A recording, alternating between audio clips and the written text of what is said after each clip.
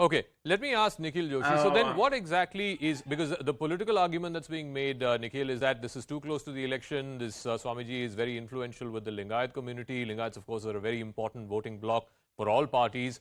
Why is it that no political party, BJP, Congress, JDS, no one has come forth and said that at least let the investigation happen? These are serious charges. Two young minor girls have come forth as the complainants. At least let there be a thorough investigation. Nikhil. You know, Zaka, this is the most pertinent and the necessary question that had to be asked. How is vote bank politics about justice? And should justice depend on the aggrieved, or should it depend on the person who has caused this trouble in the first place? Should it depend on the accused and how influential he or she is? Is justice going to be delivered in this country based on the credentials and the stature and the influence of the accused? Is that what we are trying to say here? It could be the election year. Recently, it was Mr. D.K. Shivkumar and Rahul Gandhi who visited the Muruga Mutt in Chitradurga during Siddharamotsava in Davangere.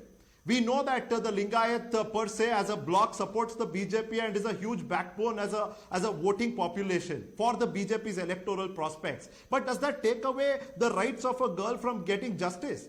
The girls say that they were subjected to this treatment between Jan 1st, 2021 and June 2022 when they moved out of the hostel.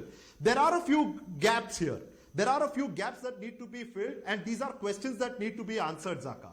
One is July 24th, they leave Chitradurga, they come to Bangalore, they try to lodge a complaint. They were not able to.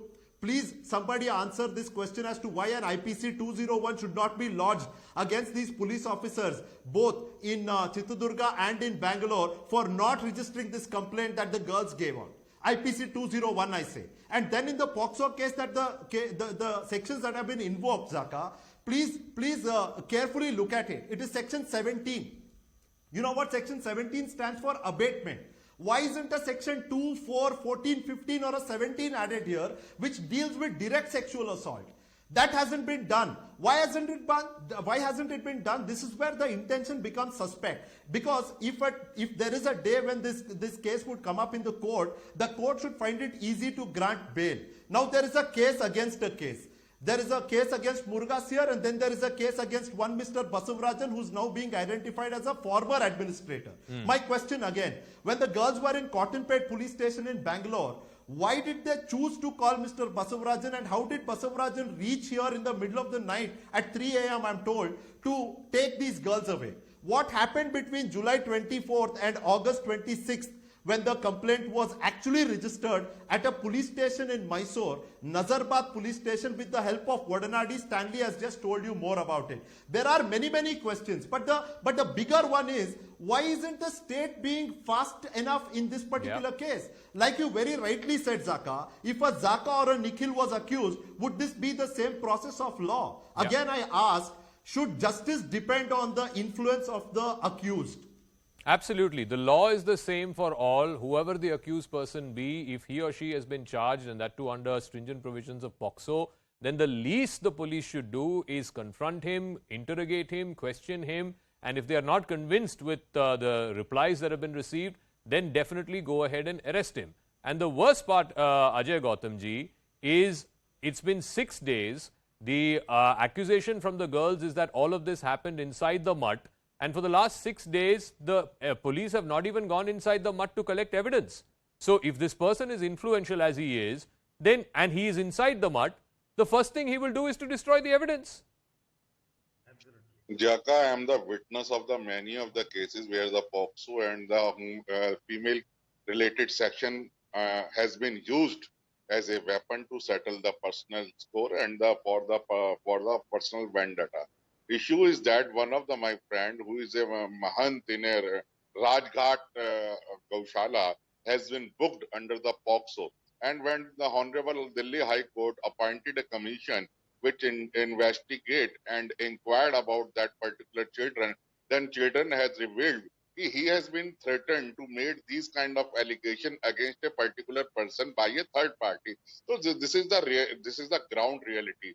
And when the Nirbhaya case has been reported, thereafter the Justice Verma committee has been constituted, along with the Justice Usha Mehra. On that time, the thousands of people made their submission that yes, the law which is related to the crime against the women and the crime against the children may be strong. But we don't know that then time this law which is in the pipeline to become more stronger, it has been misused No, very no. widely. Misuse of a law. Ajay ji, you're also a qualified lawyer. Misuse of a law cannot be an excuse for non-application of the law. In this case, the law is not being applied. The investigation is not being carried forward in the forthright manner. All laws can be misused. 302 bhi misuse hota hai. Yes. No, issue is that in the judgment of the Bhajan Lal, which is a very non-judgment, what the Supreme Court said. Supreme Court said कि we cannot direct to the investigation authorities कि how can they investigate a matter. This is it is depends upon the investigation agencies. Yes, they will intervene if the personal liberty of the anyone, either the accused or the victim. Sir, आपको भी पता है, मुझे भी पता है, everybody on this panel knows, if the police so choose, and not just in Karnataka, across this country, any state police, if they so choose to act on such a heinous charge that has been brought forth against whoever that person is, X, Y, Z, then the first thing they would do is to confront that person and with non-cooperation, then arrest that person. Absolutely. Here, something extraordinary is happening, Rahul Ishwar, that hasn't even for begun. 6 days, yeah, Nikhil wanted to make a point. Yeah, Nikhil, for 6 days, nothing has happened. No. I have 2 points. One is to Rahul Ishwar and the other is to Mr. Ajay. Rahul Ishwar is going on to say that there is a track record of this man and he's done so much good for the society and state. I don't remember the law of this country being of something like, oh, you save 10 lives, you get to kill one, that's okay. That's not how the law works. He may have been a good man in the past. Now it is time to prove his goodness. He should comply with the law and cooperate with the investigating agencies, not flex his muscles through politicians and political parties. That is point number 1. Mr. Ajay is telling, Mr. Ajay comes out and says there's misuse of law and then it's a matter of investigation. Ajay ji, in my limited understanding, I want to ask you, how can the investigation begin without asking the relevant, basic, necessary questions to accused number 1? You are calling and summoning accused number 2, who is Rashmi, who is the warden at the hostel, but you will still not question accused number 1. I mean, how should the people of the state understand this? What is the perception that the state is trying to give? Here we are talking about 3 agencies. Ajay ji, आपको भी पता है, like I said, you are a qualified legal student. Accused number 1 को तो बुलाना चाहिए, कम से कम पूछताछ तो कीजिए. Therefore, they have a proper sufficient evidence. Then, therefore, they have to call the accused. That is not if somebody file a